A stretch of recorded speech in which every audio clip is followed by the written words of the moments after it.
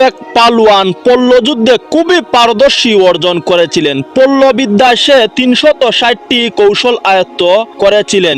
নিত্য নতুন কায়দায় সে কুস্তি লড়ত। কাজেই সে সময়ের কোনো কুস্তিগীর তার সাথে পল্লযুদ্ধে জয় লাভ করতে পারত না। তার বহু শিষ্য ছিল, তার মধ্যে একজন রূপে গুণে উস্তাদের অত্যন্ত প্রিয় পাত্র ছিলেন। দূরদর্শী উস্তাদ তাকে ৩৫৯টি কৌশল শেখান, একটা বিশেষ কৌশল শিখালেন না। সেই যুবক শক্তি সমর্থ ও কলা কৌশলে অল্প দিনের ভিতরেই এমন সুনাম অর্জন করলেন যে সেই সময়ের কোনো পালোয়ান তার সাথে মোকাবেলা করার সাহস পেত না।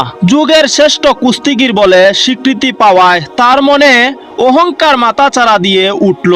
এমনকি একদিন সে বাদশার সামনে গর্ব করে বলে বসলো যে আমার উস্তাদ, যার কাছে আমি কুস্তি শিখেছি, শিক্ষাগুরু